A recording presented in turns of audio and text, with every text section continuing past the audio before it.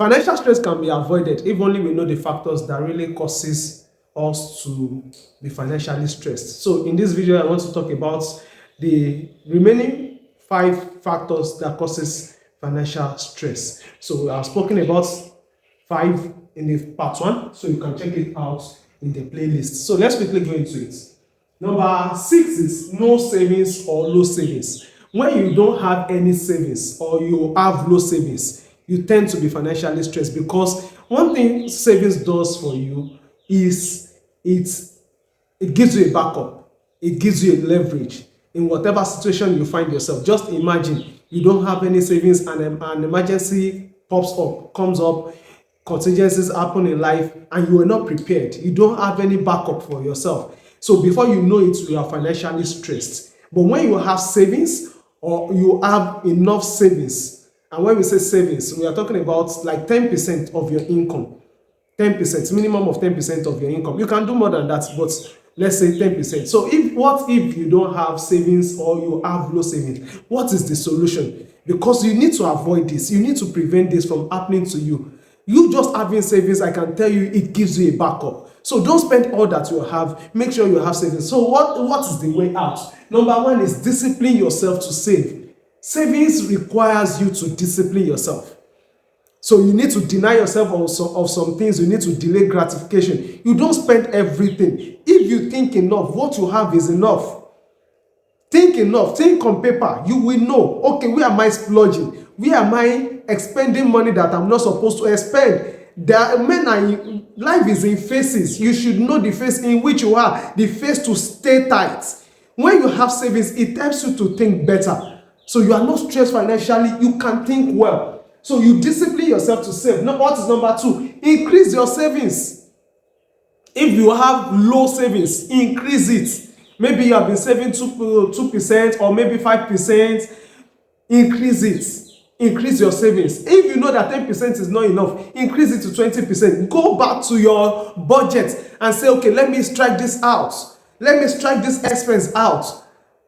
I hope you understand. There are things you need to do, which is you must do, and there are things you should do. So if possible, go with what you must do and leave what you should do. Because we tend to match these things together, and at times we give what we should do priority because we do not plan on paper. And eventually, when the things we must do now pop up or now comes up, what do we now do? We don't know what to do. So increase your savings. Number 3, lower your expenses. Work on your expenses. How can you lower it? Focus on what you must do. Leave what you should do if you cannot afford it. I hope you understand. Number 4 is increase your income. We can't overemphasize this. You need to increase your income. Almost all the challenges that causes financial stress can be mitigated by what? By increasing your income. So what is number 7? Number 7 is family obligation or pressure. When you have family obligation or you have family pressure, when you are being pressurized based on this request, that request, extended family coming up, you are stressed financially, especially when you are a firstborn in the family, or maybe people see you as a breadwinner in the family. So you are stressed financially, and if you are not careful, it begins to affect your mental health. It begins to affect your blood pressure, and you need to avoid this. It is when you are alive, when you are in good health, that people will come. The moment you are not alive, they go elsewhere, and that's what you need to understand. You need to learn from people who have gone ahead. The moment you are irrelevant, the moment maybe something happened to you, they will go elsewhere and look for the money. They say you are their last hope. When last did they call you? They say you are their last hope. When last did they reach out to you? How are you faring? It is only when they need money that they come to you. And that's what you need to know. So, what is the solution to this? Am I saying that you should not attend to family obligation or family pressure? No. But you need to know how to manage it. It is not every family obligation that you say yes to. Not every family obligation that you say yes to. If not, it begins to affect your mental health, and you need to maintain your mental sanity. So what is the solution? Number 1 is you query the financial obligation. Query the financial need. What is the person using the money for? What does he want to use the money for? Don't let them just bill you. Don't let them turn you into ATM.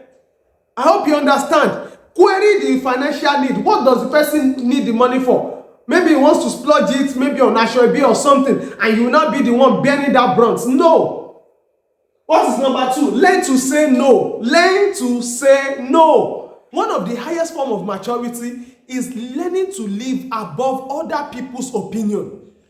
It is their opinion. You are stingy, you are frugal. Let them say it. Even when you are doing it every day, the day you don't do it, they will still blame you.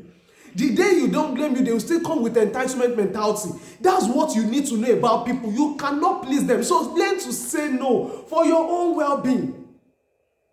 What is number 3? Number 3 is focus on the family obligation that is a need rather than a want. If it's a need, attend to it. It's a need. Without that, then maybe that person will not survive.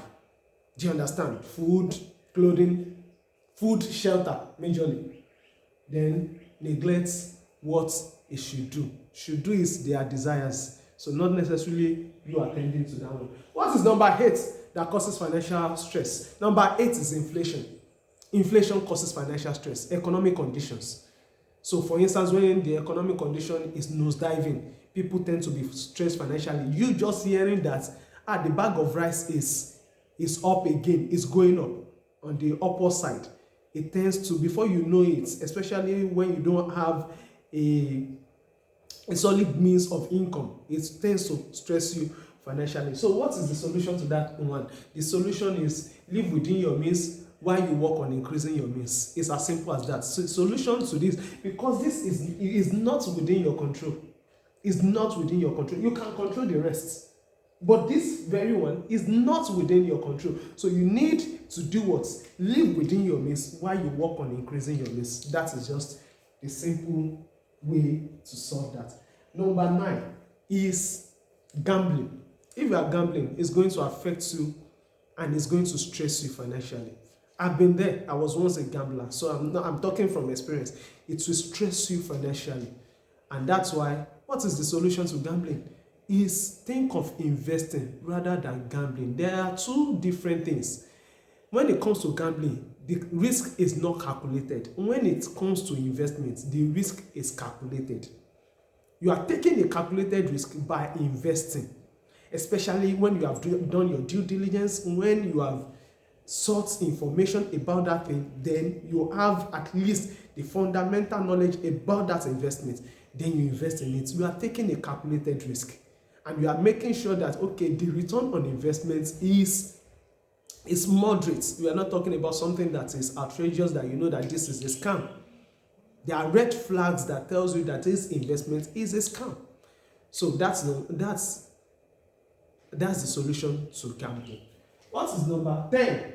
Number 10 is no financial literacy. See, the aspect of financial literacy is not something you will wish away. It's not something that you should leave to chance. You should be deliberate about learning. Increase your financial intelligence. When you don't have financial intelligence, when you don't have financial literacy, you are stressed financially because you don't even know how money works. You don't even know what is it about money. You don't know what is called financial struggle, financial stability. You don't know what is financial freedom. You don't know how to make money. You don't know how to manage money. You don't know how to multiply money, which are the core basics, which are the basics of financial literacy. So you need to increase your knowledge. Read books, attend seminars, watch YouTube videos like this. Subscribe to this channel where we dish out financial content, financial literacy content, and business intelligence, and contents on business intelligence. So I think with this I've been able to enlighten us a bit on the causes of financial stress. So we meet in our next video. Stay blessed.